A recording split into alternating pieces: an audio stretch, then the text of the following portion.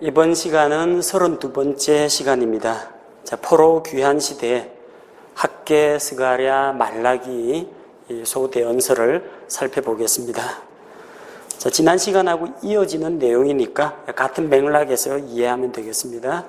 먼저 학개, 이 학개 대언자의 메시지는 주의 전을 건축하라라는 하나님의 말씀을 담고 있습니다. 성경 기록 시기는 BC 약 520년경으로 추정이 됩니다. 학개의 메시지는 크게 세 가지로 나뉩니다. 9월의 메시지, 10월의 메시지, 12월의 메시지. 이렇게 기록이 되어 있는데, 1장 1절부터 15절에 보면은, 이스라엘 백성에게, 이스라엘 백성의 손에 하나님께서 메시지를 주고 너희 손으로 일하기를 행하라, 시행하라라는 메시지가 나옵니다. 그래서 백성들이 현재는 어떤 상태냐면은 원수들과 대적들에 의해서 주의 집을 짓겠다라는 그런 계획이 완전히 좌절되어서 주저앉아 있는 그런 때입니다. 학개 1장 2절에 보니까 만군의 주가 이같이 말하여 이르노라. 이 백성이 이르기를 그때 곧 주의 집을 건축할 때가 이르지 아니하였다 하는도다. 아직은 건축할 때가 아니라라고 하는 사람들이 있다는 겁니다. 그런데 하나님의 말씀은 1장 8절에 산에 올라가서 나무를 가져다가 그 집을 건축하라. 그래야면 내가 그것으로 말미암아 기쁨을 얻고 또 영광을 얻으리라. 하나님은 건축하라고 하십니다. 그래서 주께서 총독 스룹바벨과 그리고 여호수아와 또 대제사장 여호수아와 백성들의 마음을 감동시키사 주의 집을 건축하는 일을 추진하도록 하십니다. 그 다음 2장 1절에서 9절에 보니까 하나님의 집의 영광이 나타납니다. 이는 백성들의 마음에 하나님께서 주신 메시지입니다. 2장 4절 말씀에 주가 말하노라 오 스룹바벨아 그러할지라도 이제 마음을 강하게 할지어다. 오 요세덱의 아들 대제사장 여호수아야 마음을 강하게 할지어다. 주가 말하노라 그 땅의 온 백성아 너희는 마음을 강하게 하고 일할지어다. 내가 너희와 함께 하느니라. 만군의 주가 말하노라. 하나님께서 내가 너희와 함께 할 테니 너희는 마음을 강하게 하고 담대히 하고 일하라. 이런 말씀을 하십니다. 2장 3절에 보니까 너희 가운데 남아있는 자로서 처음에 영광 중에 있던 이 집을 본 자가 누구냐? 솔로몬이 지은 예루살렘의 성전의 그 위용을 본 자가 누구냐? 그것과 비교하면은 그것이 너희 눈에 보잘것없지 아니하냐. 이제 포로 시기에서 돌아온 스룹바벨의 성전은 솔로몬의 성전보다도 너무 초라해 보였습니다. 하지만 하나님께서는 그들에게 약속하십니다. 나중에 지은 이 집의 영광이 이전 집의 영광보다 더 크리라. 만군의 주가 말하노라 내가 이곳에서 화평을 주리라. 만군의 주가 말하노라. 지금 너희 눈으로 보기에는 스룹바벨 성전이 솔로몬의 성전에 비해서 너무나 초라하고 보잘것없지만 이 성전의 나중의 성전의 영광이 그 이전 것보다 비교할 수 없을 만큼 더 아름답고 화려하게 될 것이라고 약속을 하십니다. 뭘 말합니까? 나중에 지어진 성전은 이 문맥에서는 스룹바벨 성전을 이야기하지만 나중에 천년왕국에서 지어질 에스겔 48장에 나오는 바로 그 성전을 이야기합니다. 천년왕국 성전에서 하나님께서 이스라엘의 영광을 회복하신다는 이야기입니다. 그 다음에 세 번째 메시지가 2장 10절부터 23절 말씀에 나오는데 이제는 처음에는 뭐예요? 너희 손에 내가 명하노니 힘을 내서 시행하라, 일을 하라. 그 다음 두 번째는 뭡니까? 너희 마음에 메시지를 주는데 너희 마음을 강하게 하라. 세 번째 메시지는 백성들의 머리에 주시는 말씀입니다. 깊이 생각하라. 무엇을 생각해야 됩니까? 유다가 죄에 물들었다라는 그 사실을 너희는 잊지 말라는 겁니다. 그래서 2장 10절에서 14절 말씀에 보면은, 자, 거룩함과 죄와 불법에 대해서 이런 말씀을 주십니다. 12절, 사람이 거룩한 고기를 자기 옷자락에 담았는데 그의 옷자락이 만일 빵에나 국에나 포도즙에나 기름에나 어떤 음식물에 닿으면 그것이 거룩하겠느냐 하니 제사장들이 대답하여 이르되 아니라 하니라. 이에 학개가 이르되 시체로 말미암아 부정하게 된 자가 이것들 중에 하나를 만지면 그것이 부정하겠느냐 하니 제사장들이 대답하여 이르되 그것이 부정하리라 하더라. 그러니까 거룩한 고기를 옷자락에 담았는데 그 옷자락이 다른 빵이나 국에나 닿는다고 해서 거룩함이 전염되지는 않는다는 거예요. 반대로 어떤 시체를 만져가 부정하게 된 사람이 다른 사람이나 물건을 건드리면 그것은 부정하게 된다는 겁니다. 무슨 이야기입니까? 거룩함은 전해지지 않습니다. 하지만 죄는 너무나 쉽게 전염이 된다는 겁니다. 너희는 잘 생각하라. 유다가 죄에 빠지지 않았느냐. 그 죄지은 백성 바빌론 포로 생활을 통해 정화시켜가지고 다시 이 땅에 데려오지 않았느냐. 자, 너희가 하나님 보시기에 그런 죄인이라는 것을 여전히 기억하라는 겁니다. 자, 이 백성은 내 앞에서 그러하고 이 민족도 내 앞에서 너희는 다 부정한 자다. 하지만 하나님께서 이제는 그들에게 다시 돌이키시고 복을 주신다는 말씀이 15절부터 시작해서 19절 말씀에 기록이 되어 있습니다. 이날부터는 내가 너희에게 복을 주리라. 19절, 씨가 아직도 곳간에 있느냐. 참으로 포도나무와 무화과 나무와 석류나무와 올리브나무가 아직 열매를 맺지 못하였느니라. 이날부터는 내가 너희에게 복을 주리라. 지금까지는 너희가 수고하고 그랬지만 거둔 것이 적지 않느냐. 그 내용은 앞쪽에 1장에 나오는 내용입니다. 너희 위에 하늘이 이슬 내리기를 그치고 땅은 자기 열매 내기를 그쳤다. 내가 가뭄을 불러 그 땅과 산들과 곡식과 새 포도즙과 기름과 땅이 내는 것과 사람들과 가축과 손이 수고하는 모든 것 위에 임하게 하였다. 하지만 이제는 내가 너희에게 다시 돌이키고 복을 주겠다라는 그런 회복의 약속의 말씀이 기록이 되어 있습니다. 자, 그리고 2장 20절부터 22절 나오는 내용은, 자, 유다 총독 스룹바벨에게 말하여 이르기를 내가 하늘들과 땅을 흔들리라. 또 내가 왕국들의 왕좌를 뒤엎으며 이교도 왕국들의 힘을 멸하고 병거들과 거기 탄 자들을 뒤엎으리니 말들과 거기 탄 자들이 저마다 자기 형제의 칼에 쓰러지리라. 하늘이 흔들리고 땅이 흔들리고 왕좌를 뒤엎고 이교도들을 심판하는 대환란에 대한 이야기가 기록이 되어 있습니다. 그리고 하나님께서 하나님의 종 스룹바벨을 높이고 그를 인장으로 삼겠다고 하셨습니다. 주께서 스룹바벨을 택하사 인장으로 삼겠다. 그를 높여주시겠다는 말씀입니다. 이 성전을 걷는데 주도적인 역할을 한 사람이 스룹바벨 총독과 또 대제사장 여호수아 이 두 사람입니다. 그래서 하나님께서 그들을 다시 높이고 회복시킬 것을 이야기합니다.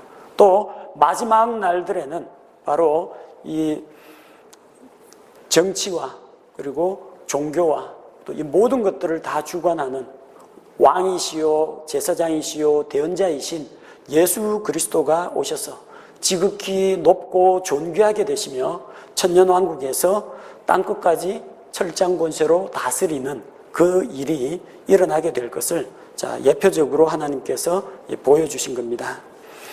자, 학개의 메시지, 너희가 왜 낙심해 있느냐? 다시 일어나서 주의 집을 건축하라. 이 말씀을 학계가 주고 있고, 이 내용은 우리가 조금 전에 살펴보았던 에스라기에 기록이 되어 있습니다. 대언자 학계와 스가랴의 말씀을 통해서, 대언의 말씀을 통해서 이스라엘이 용기를 내어서 다시 하나님의 집을 건축한 이야기가 기록이 되어 있습니다. 자, 그 다음에 다룰 부분은 이제 스가랴입니다. 스가랴라는 이름은 여호와께서 기억하신다, 여호와께서 기억하신다라는 그런 내용입니다. 자, 주제는 하나님께서 자신의 처소인 예루살렘에 베푸시는 그 은혜에 대해서 소개하고 있습니다. 기록 시기는 역시 두 대언자가 활동하던 시기가 비슷합니다. BC 520년경이죠. 특별히 스가랴에 나타난 그 대언의 말씀 가운데는 장차 이 세상에 오실 그리스도에 대한, 메시아에 대한 예언의 말씀들이 많이 나와 있습니다. 자, 스가랴 3장 8절, 오 대제사장 여호수아야, 너와 내 앞에 앉아 있는 내 동료들은 이제 들으라. 그들은 놀랍게 여기는 자들이니라. 보라, 내가 내 종 곧 가지를 내리라. 하나님의 종, 가지를 낸다고 했습니다. 우리 이사야서 배우면서 나왔죠. 이새의 줄기에서, 또 그 그루터기에서 한 가지가 나올 것이라고 이야기했는데, 하나님의 종 가지가 올 것이라고 했고, 스가랴 6장 12절에 보니까 그에게 말하여 이르기를, 만군의 주가 이같이 말하여 이르노라. 이름이 가지인 사람을 보라. 그가 자기 처소에서 나와 자라나서 주의 성전을 건축하리라. 이름이 가지라고 하는 사람이 주의 성전을 건축하게 될 것을 이야기하고 있습니다. 자, 그럼 메시아의 이름이 가지입니까? 예수 그리스도, 가지라는 이름은 없지만 이 히브리어로 가지를 네체르라고 합니다. 네체르. 이 네체르라는 발음은 예수님께서 자라나신 고향 나사렛이라는 그 발음과 매우 흡사합니다. 그래서 아마도 대언자들의 기록에는 없지만 대언자들의 말을 통하여서, 기록된 말씀은 없지만 대언자들이 입으로 전한 말씀 가운데 그는 나사렛 사람이라 불리리라 하는 이 말씀이 내려오고 있어요. 그 마태복음에 기록되어 있는데 성경의 기록으로 명시적 기록은 안 나오고 대언자들의 입술의 말을 통해서 주신 겁니다. written word가 아니고 말하여진 spoken word라고 되어 있어요. 구두로 전해 내려오는 메시지입니다. 그럼 이 구두로 내려오는 메시지는 역시 하나님께서 주셨으니까 대언자들이 그렇게 이야기했을 텐데 어디에 기록되어 있느냐? 찾아봐도 안 나옵니다. 찾으면 유일하게 나오는 내용이 여기 가지라는, 이사야서에 나오고 스가랴에 나오는 가지라는 사람이 주의 전을 건축할 것이다. 아마 그 대언자들의 구두로 전달한 말의 그 근원은 스가랴 3장 8절과 스가랴 6장 12절 그리고 이사야 11장이 아니겠느냐, 그렇게 추정해 볼 수가 있습니다. 자, 그분께서 이제 가지라고 하는 분이 옵니다. 자, 오고 나서 어떻게 됩니까? 스가랴 9장 9절, 오 시온에 따라 크게 기뻐할지어다. 오 예루살렘에 따라 크게 외칠지어다. 보라, 내 왕이 내게 임하시느니라. 그분은 의로우시고 구원을 소유하시며 겸손하사 나귀를 타시되 나귀 새끼 곧 어린 수나귀를 타시느니라. 나귀를 타고 예루살렘으로 입성하는 평화의 왕에 대해서 이야기합니다.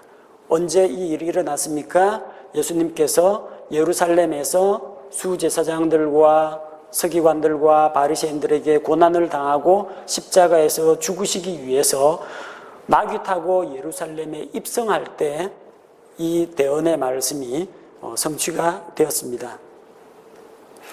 또한 예수님께서 은 30개의 팔일이라는 것이 이미 대언의 말씀으로 나와 있습니다. 스가랴 11장 12절 13절, 내가 그들에게 이르되 너희가 좋게 여기거든 내 값을 내게 주고 그렇지 아니하거든 그만두라 하매 이에 그들이 은 30개를 달아 내 값으로 삼으니라.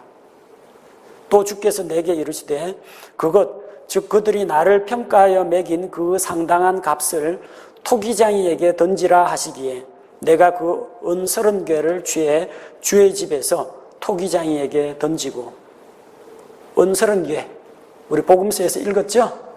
가룟 유다가 예수님을 넘겨주기로 하고 은 30개를 받았어요.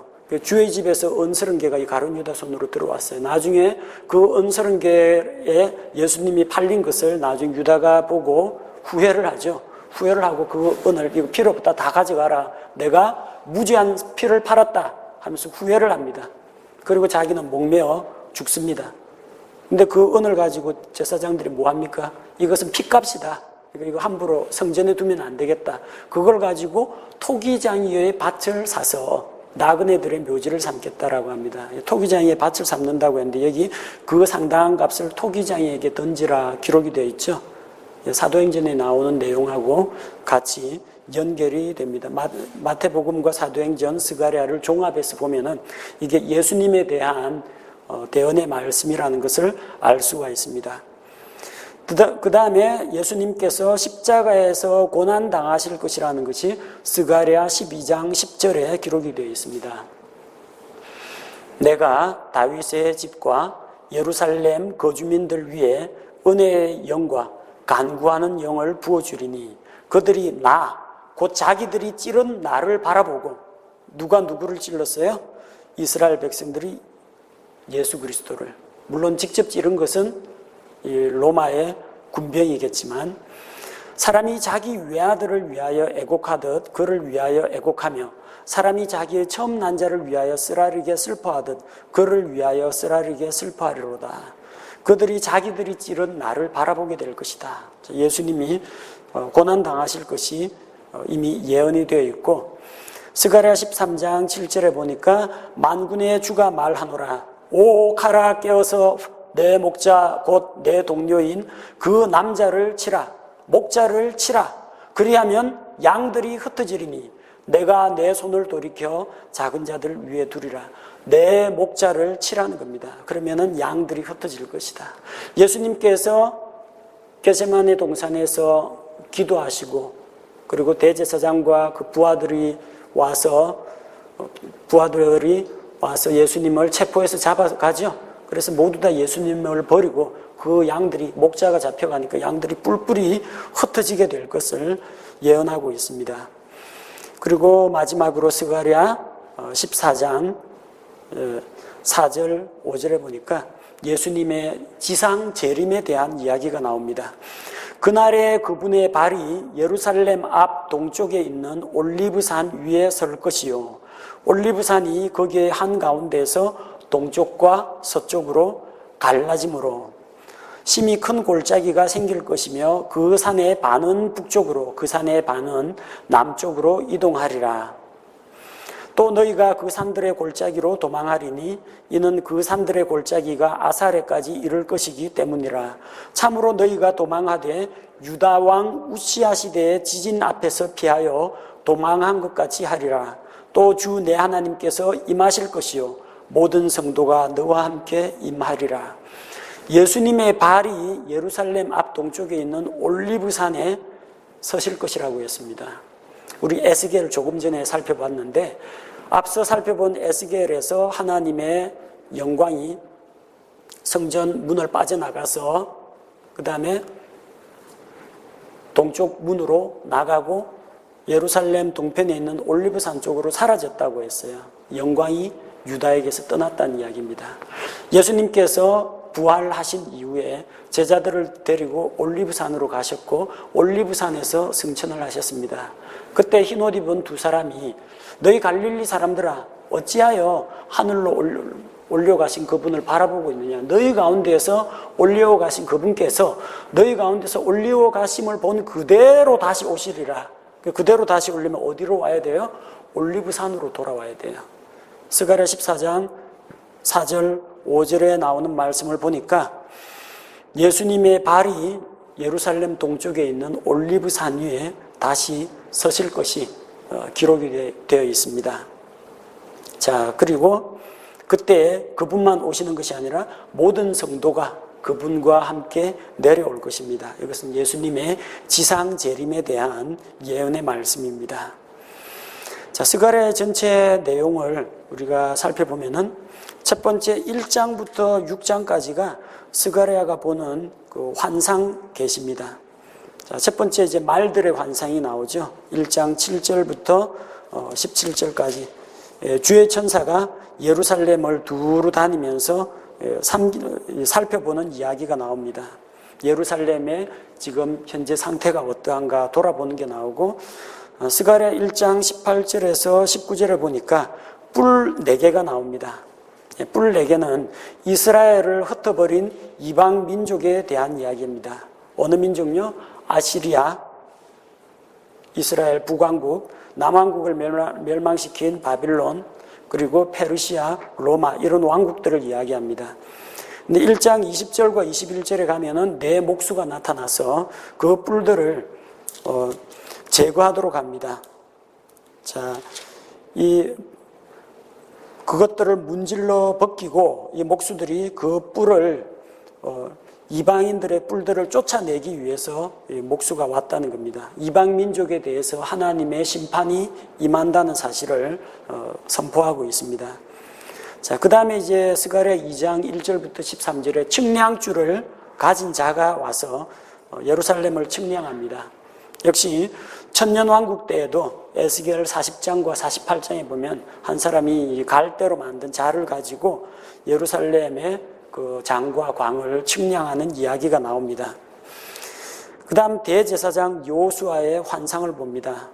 사탄은 여호수아에 대해서 고소하지만 하나님께서 그를 옳다고 인정해 주시고 의롭다고 인정하시고 그를 영화롭게 하시는 것을 보여줍니다. 그 다음으로 보게 되는 환상이 등잔대와 두 올리브 나무 환상이죠. 자, 등잔대와 두 올리브 나무 이야기가 나오는데, 자, 이것이 무엇입니까? 하고 물어봅니다. 자, 근데 이것이 무엇이냐?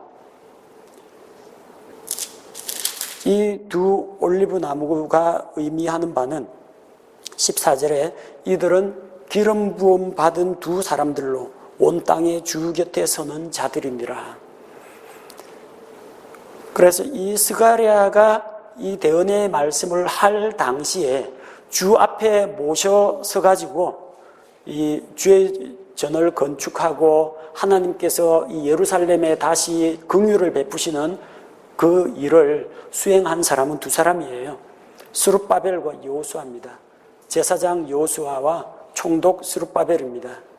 근데 이 두 등잔대, 두 올리브 나무 이야기가 나중에 보면 요한계시록 11장에 그대로 나와요. 요한계시록 11장 3절 4절에 보니까 내가 나의 두 증인에게 권능을 주리니 그들이 굵은 베옷을 입고 1260일 동안 대언하리라. 이들은 땅의 하나님 앞에 서 있는 두 올리브 나무요 두 등잔대니라. 자, 스가랴 4장에 나왔던 거하고 똑같은 표현이 나옵니다. 땅의 하나님 앞에 서 있는 두 올리브 나무 두 등잔대. 자, 이 두 등잔대가 환난기 가운데에서 하나님의 말씀을 선포하는 하나님의 두 증인을 이야기합니다. 그 당시에는 스룹바벨과 여호수아지만 예언의 이중적 성취, 거기에 비추어 보면은 마지막 날에 역시 하나님 앞에 모셔 섰는 그 두 종이 나와서 하나님의 말씀을 선포하게 될 겁니다. 그 두 증인이 누군지에 대해서는 성경에 명확하게 나와 있지는 않습니다. 대부분의 사람은 아마 모세와 엘리야다. 적어도 엘리야는 확실하다고 봅니다. 왜? 열왕기상 17장 1절. 열왕기상 17장 1절에 엘리야를 소개하는 말이 만군의 주 앞에 모셔 서서 섬기는 자, 내가 항상 날마다 서서 섬기는 주 이스라엘의 하나님의 이름으로 말하는데, 엘리야가 이야기하기를 자기가 주 앞에 모셔 서서 섬기는 자라고 해요. 그거는 스가랴하고 요한계시록에 나오는 표현하고 정확히 똑같습니다. 한 사람은 엘리야인 것이 이제 확실하죠. 또 보니까 이 두 증인이 하늘에서 불이 내려오게 하는 그런 일을 합니다. 누가 그 일을 했습니까? 엘리야 대언자가 바로 그 일을 담당했죠. 근데 또 보니까 그들이 물이 변하여 피가 되도록 하는 그런 기적을 행합니다. 요한계시록에 물이 변하여 피가 되게 하는 거. 이거는 출애굽기에 나오는 모세가 행했던 그런 기적입니다. 그래서 아마도 이 두 증인이 모세와 엘리야가 아닐까 그렇게 생각하는 사람들이 많습니다. 또 다른 의견은 모세와 엘리야가 아니라 에녹과 엘리야라는 그런 주장입니다. 엘리야는 당연히 포함된다고 보면 되죠. 주 앞에 모셔서서 섬기는 자. 에녹은 왜 에녹이라고 하느냐? 에녹은 유다서에 보면은 노아 홍수가 임하기 전에 에녹이 범죄한 사람들에게 하나님의 무서운 심판과 재앙에 대해서 선포한 사람이 에녹입니다. 그는 노아 홍수가 일어나기 전에 하나님께서 데려감으로 세상에 다시 있지 않았습니다. 그래서 마지막 때에 환난기 때에도 사람들의 죄에 대해서 하나님께서 심판하신다는 메시지를 전한다는 것은 아마 에녹이 아니겠느냐. 또 한 가지 이유가 있습니다. 히브리서 9장 27절. 한 번 죽는 것은 사람에게 정하여진 것입니다. 사람은 누구나 한 번 죽어야 돼요. 근데 성경 기록을 보니까 안 죽은 사람이 있어요. 죽음을 맛보지 않고 하늘로 채여 올라간 사람이 두 사람이 있어요. 에녹하고 엘리야예요. 그러니까 이 사람도 언젠가는 죽어야 돼요. 언제 죽느냐?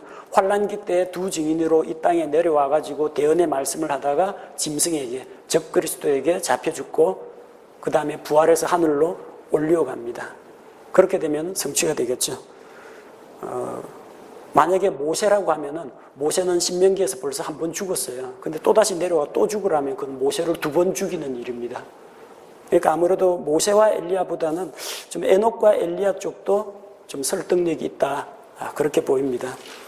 어쨌든 이 스가랴의 내용에는 예수 그리스도에 대한 그런 대언, 또 마지막 날들에 대한 그런 대언의 말씀이 많이 포함되어 있습니다. 스가랴 5장에 가면 이제 날아가는 두루마리가 보이는데 그 두루마리에는 땅의 백성들의 죄에 대한 하나님의 심판, 경고의 메시지가 적혀 있습니다.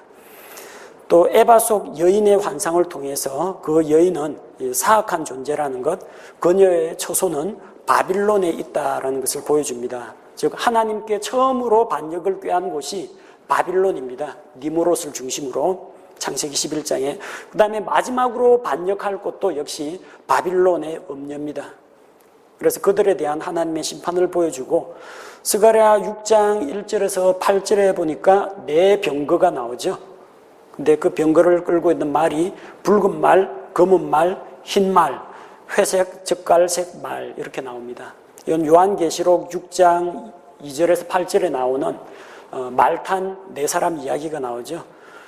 붉은 말은 피, 전쟁을 의미하고요. 검은 말은 기근을 말합니다. 그리고 흰 말은 거짓된 평화, 위장된 평화를 말하고 회색, 젓갈색 말은 사망과 죽음을 이야기합니다. 계시록에 나오는 그 메시지하고 일치하는 부분입니다. 그 다음에 스가랴 6장 9절에서 15절 사탄은 대제사장 여호수아를 참소하는데 하나님께서 그에게 관을 씌워주시죠. 자, 그래서 이 관을 쓴 여호수아를 통해서 왕이시요 제사장이신 메시아가 오실 것을 이야기합니다. 스가랴 7장에서 8장 내용에 보면 이스라엘 백성이 이 대언의 말씀들을 듣고 우리가 5월과 7월에 금식을 하리까 물어봅니다. 근데 이 대언자의 메시지는 너희가 밥 안 먹고 배 쫄쫄 굶는 것이 무슨 금식이냐는 겁니다. 금식의 본래 의미가 뭡니까? 하나님 앞에서 자신을 한없이 낮추고 자기의 욕심과 이런 정욕들을 억제하고 하나님 앞에 겸손히 행하는 것이 그게 금식이 아니냐. 그러니까 밥을 안 먹는 그런 금식이 아니라 스가랴 7장 9절 긍휼과 동정심을 베풀고 8장 16절 진리와 화평의 재판을 베풀라. 그리고 마침내는 하나님께서 너희에게 은혜를 베푸셨어. 그 금식의 절기가 기쁜 잔치로 변할 것이라는 것을 선포합니다. 그리고 이어서 스가랴 9장부터 13장에서 이제 장차 왕이 오실 것이다. 왕의 초림과 왕의 재림에 대해서 이야기하고 있습니다. 자, 왕께서 너희들 가운데 이제 오실 것이다. 그분은 처음에 양떼를 먹이러 오십니다. 그리고 이스라엘 지도자의 배척을 받습니다. 주께서는 이스라엘을 버려두시지만 그분은 예루살렘에 입성하시고 은 30에 팔립니다. 그분은 예루살렘이 파괴될 것을 예언을 하시고 십자가에 못 박히십니다. 스가랴에 이 메시지가 다 들어있습니다. 초림하신 예수 그리스도에 대해서. 그 다음에 왕께서 재림하신다는 메시지 역시 포함되어 있습니다. 11장 16절에 적그리스도가 잔인하게 통치하는 가운데에서 12장 10절 이하 이스라엘은 애곡할 것이다. 12장 3절 예루살렘은 포위 공격을 당할 것이다. 하지만 14장 4절에서 주께서 올리브산으로 재림을 하시고, 그리고 스가랴 13장 1절 정결하게 하는 셈이 그들에게 열려서 이스라엘을 정결하게 하고, 10장 6절에서 12절 그 백성을 다시 팔레스틴 땅에 거하게 하시고, 14장 16절에서 19절 이방인들도 모두 주를 경배하는 그런 세계가 올 것이다. 재림에 대한 메시지도 소개하고 있습니다. 그래서 이 스가랴는 하나님께서 자신의 처소 예루살렘을 잊지 않으시고 그들에게 긍휼을 베푸신다라는 이야기를 담고 있습니다. 스가랴라는 이름이 뭐라고요? 여호와께서 기억하신다.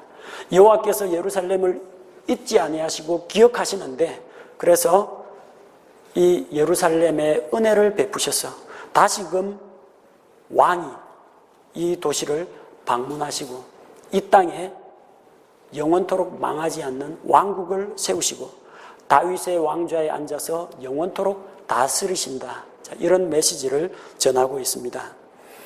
자, 그 다음으로 살펴볼 부분이 스가랴에 이어서 말라기, 구약 성경의 마지막 책입니다. 말라기라는 말은 여호와의 사자, 메시지 전달자, 사자를 이야기합니다. 자, 언약을 잊어버린 하나님의 백성들에게 하나님께서 자기 종을 보내어서 그들에게 하나님의 사자로서 말씀을 선포하는 이야기가 기록되어 있습니다. 시기는 약 BC 430년경이고 이 말라기 이후로는 다시 다른 대언자가 일어나지 못하고 예수님 오시기까지 약 400년 정도의 암흑기를 겪게 됩니다. 말라기에서 전하는 내용은 이렇습니다. 먼저 하나님께서 너희를 사랑하신다. 하나님이 사랑하신다. 하나님이 야곱을 사랑하고 에서를 미워하셨다. 이건 야곱을 구원하신다는 이야기가 아닙니다. 하나님의 정하신 목적을 위해서 이스라엘을 선택하고 사용하신다는 겁니다. 구원을 위한 예정이 아니고 하나님이 쓰시는 사역을 위한 예정이라는 이야기입니다. 자, 그럼에도 불구하고 이스라엘이 이 사랑의 하나님을 알지 못하고 하나님의 사랑을 무시했다는 겁니다. 그들은 하나님에게 오히려 반문합니다. 어떻게 반문합니까? 어떤 점에서 우리를 사랑하셨습니까? 하고 반문을 합니다. 1장 2절 주가 말하노라 내가 너희를 사랑하였노라 그러나 너희는 이르기를 주께서 어떤 점에서 우리를 사랑하셨나이까? 하나님이 우리를 사랑하신 증거가 뭡니까? 언제 우리를 사랑하셨습니까? 그들은 하나님의 사랑을 알지 못했습니다. 또 자기들은 하나님을 멸시했지만 제가 언제 하나님을 멸시했습니까? 이해를 하지 못합니다. 말라기 1장 6절 오 내 이름을 멸시하는 제사장들아 만군의 주가 너희에게 이르기를 아들은 자기 아버지를 공경하고 종은 자기 주인을 공경하나니 그런즉 내가 아버지일진데 나를 공경함이 어디 있느냐 내가 주인일진데 나를 두려워함이 어디 있느냐 하거니와 너희는 이르기를 우리가 어떤 점에서 주의 이름을 멸시하였나이까 하는도다. 그들은 하나님의 사랑을 알지 못했고 또 하나님을 업신여기고 있으면서도 자기들의 죄를 깨닫지 못했습니다. 누구에게 하는 말씀입니까? 내 이름을 멸시하는 제사장들아. 그 제사장들이 어떤 죄를 저질렀어요? 자, 1장 7절 너희가 더러운 빵을 내 제단 위에 드리고는 이르기를 우리가 어떤 점에서 주를 더럽게 하였나이까 하나니 너희가 이르기를 주의 상은 업신여겨도 된다 하는 점에서 그리하였느니라. 그들은 하나님의 것을 하나님께 바치는 헌물을 업신여겼습니다. 백성들이 좋은 헌물을 가지고 옵니다. 나쁜 거 가지고 오면 제사장이 안 받아줘요. 눈 하나 삐었거나 눈이 다쳤거나 다리가 상했거나 흠집이 있거나 병든 이런 양은 받질 않습니다. 제일 좋은 걸 받아요. 그 때 가운데에서 분명히 좋은 것이 있음에도 불구하고 그들은 눈먼 것을 희생물로 드립니다. 왜? 하나님이 설마 보시겠느냐? 그리고 하나님의 상은 업신여겨도 된다. 그들은 이렇게 말합니다. 자, 이 하나님께 제사 드린다는 일이 얼마나 피곤한가. 13절. 그래서 코웃음을 치고 그 일을 향하여 코웃음을 치고 찢긴 것과 다리 저는 것과 병든 것을 가져왔다. 내가 너희 손에서 이걸 받겠느냐. 14절. 그러나 속이는 자, 곧 자기 양떼에 수컷이 있는데도 서원한 뒤에 부패한 것으로 주에게 희생물을 드리는 자는 저주를 받으리라. 이 제사장들이 그런 일을 저질렀다는 거예요. 하나님께 바치는 헌물을 가로채고 좋은 거는 자기가 다 가지고 나쁜 걸 하나님께 희생물로 드리는 겁니다. 또한 그들은 진리의 지식을 가지고 있는 사람인데 2장 6절에서 9절에 보니까 마땅히 하나님의 사자로서 제사장은 진리를 말해야 하는데 오히려 많은 사람을 넘어지게 했다는 겁니다. 뿐만 아니라 하나님께서 세우신 결혼 제도를 무시했습니다.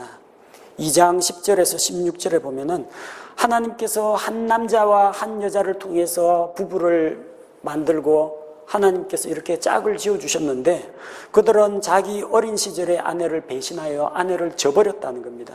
하나님께서는 이혼을 미워한다고 하셨는데 자, 그러나 그들은 백성들에게 모범이 되기는 고사하고 이런 부패한 삶을 살았다는 겁니다. 제사장이 이러니까 백성들이 어떨 것 같아요? 백성들이 다 오염되가 따라갑니다.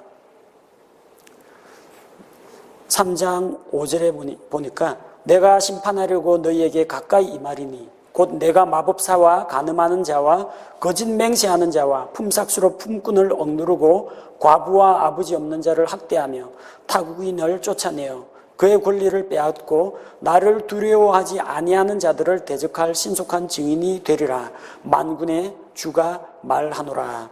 9절 말씀해 보니까 너희가 저주로 저주를 받았나니 이는 너희 곧 이 온 민족이 제사장뿐만이 아닙니다. 백성들도 제사장 본받아서 다 따라갔다는 이야기예요. 너희 온 민족이 내 것을 강도질하였기 때문이라. 자, 이 하나님의 사자라는 이 제사장들의 죄가 이렇게 크다는 겁니다. 하나님께서 그래서 그들을 심판하러 나타나십니다. 하나님의 심판과 사랑을 그들에게 보여주신다는 겁니다. 자, 하나님께서 어떻게 말씀하셨습니까? 말라기 3장 5절 말라기 3장 10절에서 이렇게 말씀하시죠. 만군의 주가 말하노라. 너희는 모든 11조를 온전한 11조 아닙니다. 자꾸 온전한 11조 하니까 자기 수입 가운데서 정확하게 10분의 1, 10% 딱 소수점 한 자리까지 떼가지고 온전한 11조다, 꽉 찬 11조라고 하는데 온전한 11조가 아니라 너희는 모든 11조를 창고로 가져오라고 했습니다. 구약시대 이야기입니다. 구약시대는 성전이 있고 제사장이 있고 희생제사를 드리기 때문에 제사장 먹여 살리려고 하면 11조가 반드시 필요합니다. 그래서 11조를 성전의 창고로 가지고 오라는 겁니다. 떼어먹지 말고 가져오라는 겁니다. 백성들은 떼어먹을 수가 없어요. 제사장이 눈에 불을 켜고 살피고 있는데 숨길래 숨길 수가 없어요. 11조 안 내면 이스라엘 공동체에서 추방입니다. 백성들은 속일 수가 없어요. 누가 속여요? 아까 말한 부패한 제사장들이 백성들이 가져온 걸 다 빼돌리고 성전 창고에 안 넣어놓고 자기 창고에 집어넣는다는 겁니다. 그러니까 너희 감춘 거 다 내놓으라는 겁니다. 모든 11조를 성전 창고로 다시 가지고 오라는 겁니다. 내 집에 먹을 것이 있게 하고 왜? 나중에 저기 느헤미야기 읽어보십시오. 레위 사람들을 데리고 왔는데 11조를 안 주니까 먹고 살 길이 없어서 전부 다 밭에 일하러 다 도망을 가버려요. 사사기 읽어보십시오. 레위 사람이 백성들이 하나님의 말씀을 듣고 하나님께 희생 헌물을 드리고 해야 레위 사람들이 먹고 사는데 하나님을 섬기지 않고 우상을 섬기고 하니까 레위 사람이 굶어 죽게 생겼어요. 그냥 어떻게 합니까? 저쪽에 미가의 집에 가가지고 우상지기 하면서 먹고 사는 겁니다. 하나님의 사람이. 이 백성이 하나님을 섬기지 않으면은 이 제사장이나 이런 사람들이 먹고 살 길이 없어지는 거예요. 성전 곳간 안에 11조가 있어야 레위 사람이나 제사장이 먹고 살 수가 있고 신앙생활을 할 수가 있다는 겁니다. 구약시대에는. 그래서 이제 그들에게 하나님께서 말씀하십니다. 이제 그것으로 나를 시험하여 내가 너희를 위해 하늘의 창들을 열고 받을 곳이 없도록 너희에게 복을 쏟아붓지 아니하나 보라. 자, 그러니까 이제부터 11조 열심히 내면은 복 준다는 이야기예요. 11조 내면 복 준다는 이야기가 아니라 지금 이미 앞서서 나온 말씀과 같이 내가 이미 너희를 저주하였다라고 했습니다. 그리고 너희가 벌써 저주를 받았다고 2장 2절에 저주를 보내어 너희 복들을 저주하리라. 너희가 저주로 저주를 받았다라고 이미 이야기하고 있습니다. 자, 이 저주는 어떻게 해소하면 됩니까? 11조 내면 지금까지 받은 저주가 해소가 됩니까? 율법에 따라서 뭔가를 드리면은 이게 하나님께서 내리시는 어떤 저주나 심판을 피할 수가 있습니까? 지금 이제는 더 이상 그럴 수가 없게 됐다는 겁니다. 이제 시간이 없어요. 왜 시간이 없습니까? 주께서 임하십니다. 말라기 3장 1절에 보니까 너희가 구하는 주가 갑자기 자신의 성전에 임하리니 곧 너희가 기뻐하는 언약의 사자라. 메시아가 이제 임한다는 거예요. 누가 그의 임하는 날을 견디겠느냐? 그가 오셔서 어떤 일을 합니까? 레위의 아들들을 깨끗하게 하고 이 제사장들, 타락한 제사장들 깨끗하게 하고 그들에게 합당한 보응을 내리고 이게 임박했는데 이제 와서 11조 낼 테니까 이전의 것들 저주를 거두어 주십시오. 그게 안 된다는 겁니다. 저주를 거두어 드릴 수 있는 방법은 예수 그리스도의 십자가 희생의 핏밖에 없어요. 11조 낸다고 해서 지금까지 내린 저주가 없어지는 게 아닙니다. 이제는 언약의 사자가 가까웠다는 겁니다.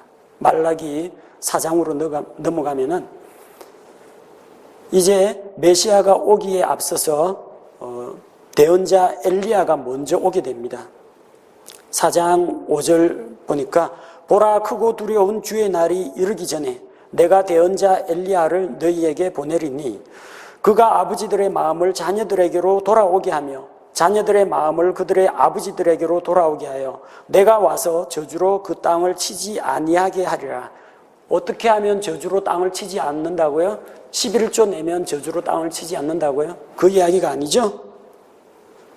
대언자 엘리야가 와서 신약 시대에서 예수님의 앞길을 예비한 침례자 요한이 대언자 엘리야의 역할을 감당했다고 합니다. 너희가 즐겨 받을진대 오리라고 한 엘리야가 바로 이 사람이다. 그 엘리야의 역할을 수행한 침례자 요한이 뭐 했습니까? 회개하라 하늘의 왕국이 가까이 왔느니라 이 말씀을 전파했잖아요. 그가 와서 저주로 땅을 치지 않게 한다고. 어떻게 하면 이 저주 면할 수 있습니까? 회개하고 하나님 백성이 돼야 해결이 된다는 이야기입니다. 11조로 해결할 수 있는 문제가 아니에요. 그리고 침례자 요한은 회개의 침례를 베풀었지만 예수님께서 오셔서 성령님을 통해서 침례를 주시고 또 예수님의 십자가의 대속의 공로로 모든 죄와 저주와 형벌의 문제를 언약의 사자이신 예수님께서 해결하신다는 겁니다. 말라기 대언자의 메시지는 여호와의 사자를 소개하고 있습니다.